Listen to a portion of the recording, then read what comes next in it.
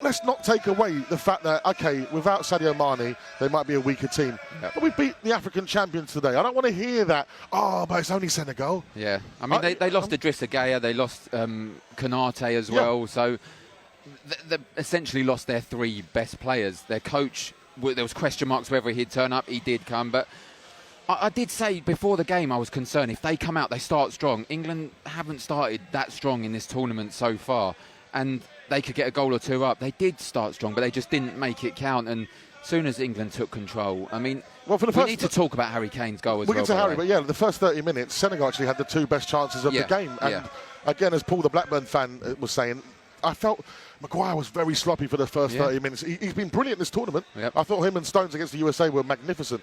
This game, for me, Harry Maguire at the moment, he's in my team in the tournament at the moment. Really? At present, he's in my team in the tournament. And to show the character he's shown, to come from, well, basically the form he was in, or the football not playing, that he wasn't playing. Do people owe Harry Maguire an apology? No, I don't think they do. No. I don't. In terms of, because his form at Manchester United, or the lack of game time at Manchester United, everyone felt that he wasn't right. Not only for the starting lineup, but few people weren't picking him for the squad.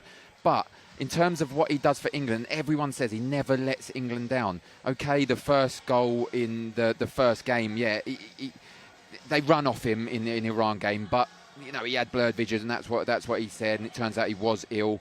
But he's been fantastic. Okay, it was a little bit sloppy, but there's your question marks. If you start like that and you give away a couple of sloppy passes against France, they'll probably make you pay. And then it's how you react. We've not, apart from the USA game, it's been quiet, but we've got a point. We've not really had adversity in this tournament yet. We've not gone a goal down. We've not had an issue.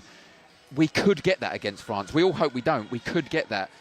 I think we've got the players and the characters to react positively in this. And I think that group of players and the bond that they seem to have is, again, down to Southgate. It's an attribute of his. He may not be the tactician that everyone loves, and people might seem to be a negative manager. Yep. But the positive, that group of lads there is some serious talent in there. And there's some lads let's talk about Henderson.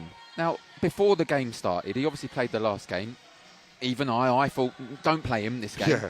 Okay, he's a leader, and we heard Dean Ashton talking the other day on the breakfast show, saying what a leader he is, and he couldn't play with him because he shouts so much and he berates people, but he's a leader, and that's what he needs to give. He makes players give that extra 5%, and there was question marks. I felt maybe he shouldn't play. Well, he proved me wrong today. Yeah. I thought he was fantastic. I thought he led from the middle of the park, got his first goal, first World Cup goal as well. Was it his first international goal? I believe I'm right, but it's definitely first World Cup goal.